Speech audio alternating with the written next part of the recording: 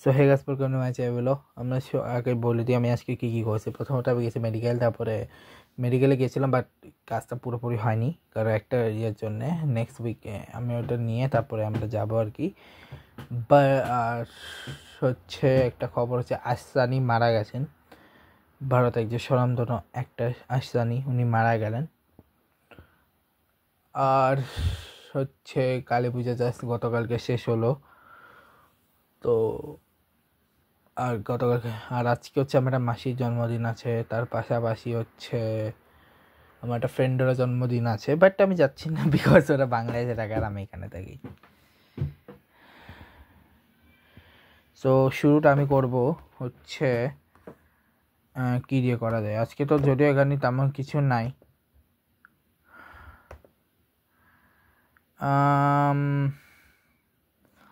আবার তো আজকে আমার মনে ল্যাপটপের কিছু নাই, আজকে পুরোটাই হচ্ছে শুধু ফোনের উপরে নির্ভর করবে। এক সেকেন্ড দাঁড়াও, এখন চার্জারটা লাগাইনি।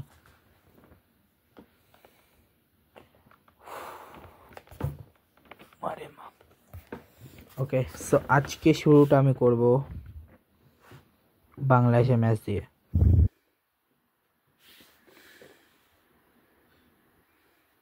আচ্ছা, বাংলাদেশের ম্যাচ দিয়ে, বাংলাদেশ এবং সিরিজের সেকেন্ড ওডিআই ম্যাচ দিয়ে, যেখানে 213 রানের হচ্ছে 6 রান, তারপর সৌম্য 45, এতে 12, শান্ত 12, শান্ত হচ্ছে 15, মাহিরুল ইসলাম 17, 32 হচ্ছে বিরাজ 14 এবং নুরুল হাসান সোহান হচ্ছে 23, ইশাদ হোসেন 39। তো 2-3-2, মানে আকিল 2, মতি 3, আলিক হচ্ছে 2, আর রস্তান চেজ আর ক্যারি প্যারি কোনো উইকেটই পায়নি। মানে ওরা আজকে 5 জনই পেসার স্পিনার ইউজ করছে। সাইফ হাসান 22, 41, 68, 96, 103, 128, 163। ম্যান্ডেটরি 10/40, যেখানে 22, 19, 27, 28, 7, 25, 35, 50, যেখানে সুপার ওভারে গিয়ে ওয়েস্ট ইন্ডিজ ম্যাচটা জিতে যায়। যেখানে অ্যালিক হচ্ছে 28, ব্র্যান্ডন কিং 0, ক্যাসি কার্টি 35, একান হচ্ছে 17, সেই হোপ 53, শেফান আদাপুর 7, মতি হচ্ছে 15, রস্তান চেস 5, জাস্টিন গেট 26, আকির হোসেন 16 এবং ক্যারি প্যারি 2। যেখানে আসম Ahmed 2 wicket, Tanvir Islam 2 wicket, Rishad Hossain 3 wicket এবং সাইফ হাসান 1 উইকেট। মিরাজ আর মুস্তাফিজ কোনো উইকেট পায়নি। Brandon King 1 run, Alick 52 run, Keacy 82 run, 90 run, 103, 128, 133, 177, 211। এরপরে 10 ওভারে 34, 1, 51, 30, 8, 13, 25, 5, 44, 34 এবং 2। এই ম্যাচটা হারতো না যদি না ক্যাচটা ড্রপ করতো নুরুল হাসান সোহান। ঠিক আছে, ওকে। তো সুপার ওভার ডান, যেখানে মুস্তাফিজুর টু হোপ, সাইফের আদাপুর ঠিক আছে। ওয়েস্ট ইন্ডিজ যেহেতু পরে ব্যাট করছে তো আর আগে ব্যাট করবে। তো হচ্ছে মুস্তাফিজ টু হোপ 1 রান, পরের বলে হচ্ছে মুস্তাফিজুর রহমান পরের বলে আউট হয়ে যায় 4। ব্র্যান্ডন কিং আছে যে 2 রান নেয়, পরে 1 রান নেয়, পর 2 রান নেয়, তারপরে লাস্ট বলে গিয়ে 4 মারে।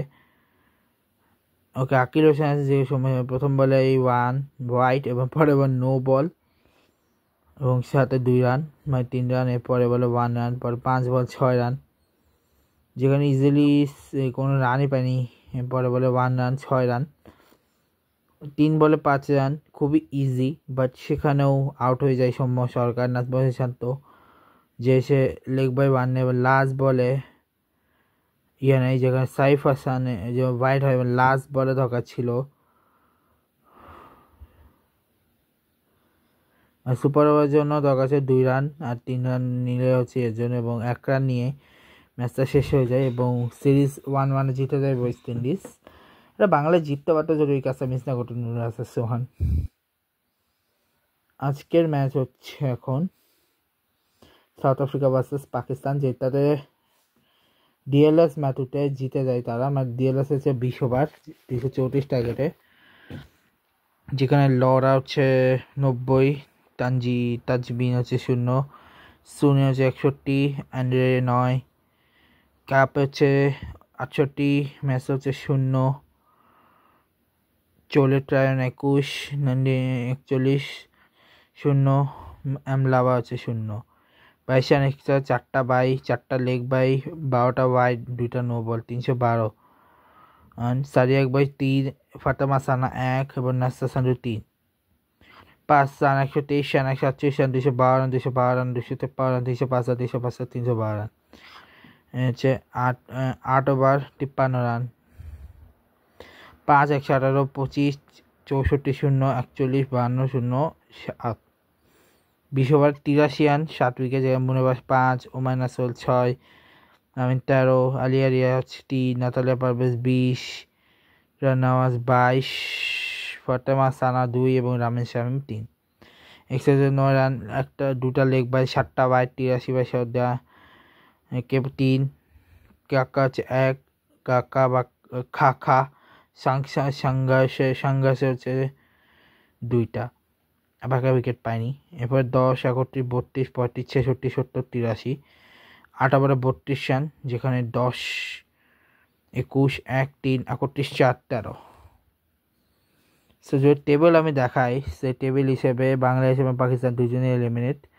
শ্রীলঙ্কার কাছে খুব বেশি সুযোগ নেই, বিকজ শ্রীলঙ্কার কাছে 4 পয়েন্ট আছে। অলরেডি 3টা দল কোয়ালিফাই করে গেছে। যদি নেক্সট মানে কালকের ম্যাচে যদি অস্ট্রেলিয়া এবং ইংল্যান্ডের ম্যাচ, তো অসুবিধা নেই, বিকজ দুজনে অলরেডি কোয়ালিফাই। এবং সাউথ আফ্রিকা কিন্তু সবথেকে বেশি জয় তাদের। সাউথ আফ্রিকাকে কেউ হারাতে পারেনি, শুধু অস্ট্রেলিয়ার সাথে ওদের লাস্ট ম্যাচটা বাকি আছে। ওরা শুধু প্রথম ম্যাচটা হারছিল।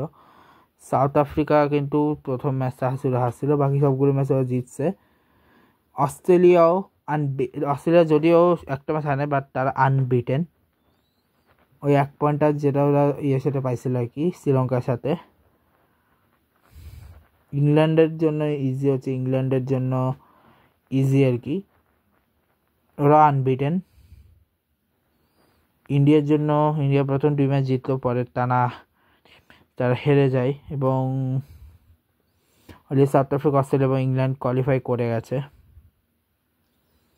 যেখানে অস্ট্রেলিয়া এবং ইংল্যান্ড আগামীকালকে ম্যাচ, মানে 2 রাইভেলের ম্যাচ বলতে গেলে, যেখানে কানাডা এবং উগান্ডা ম্যাচ ছিল, যেটা দেখাতে ভুলে গেছি। ঠিক আছে, প্রথম ম্যাচে উগান্ডা জিতছে, পরেরটা তো উগান্ডা জিতছে।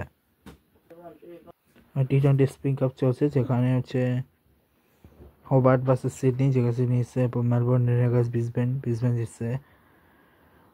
এসিটি ভার্সেস সিডনি, এসিটি কোনটাকে বোঝায়?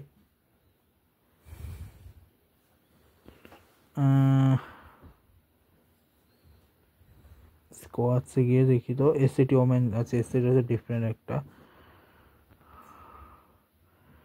সিডনি, তারপরে হচ্ছে মেলবোর্ন, যেখানে সিডনি জিতে, পরে মেলবোর্ন ভার্সেস অ্যাডিলেড জিতে আর কি, যেটা 21 তারিখ। আগামীকাল হচ্ছে সিডনি ভার্সেস পার্থ এবং Hobart versus Sydney.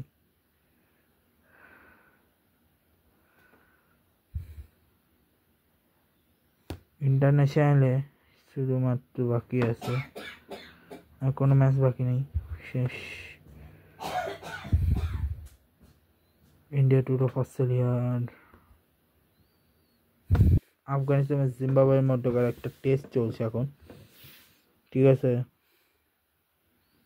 South Africa match championship শুরু হবে আরও কিছুদিন পরে, ওমেন্সের মধ্যকার। এবং সাথে হচ্ছে আজকে হচ্ছে অলিম্পিকাস ভার্সেস ম্যাচ, অলিম্পিকাস ভার্সেস বার্সার ম্যাচ, যেখানে অলিম্পিকাসকে হারিয়ে দিয়ে 6-1 ম্যাচটা জিতে গেছে বার্সা। নেক্সট ম্যাচ হচ্ছে October 26, the most iconic match, the El Clasico is coming. দেখা হবে তোমার সাথে নেক্সট ভিডিওতে। ভালো লাগলে লাইক করবে, কমেন্ট করবে, শেয়ার করবে, সাবস্ক্রাইব করবে, পাশে বেল আইকন প্রেস করবে। আজকে চলে গেছে, গুড বাই।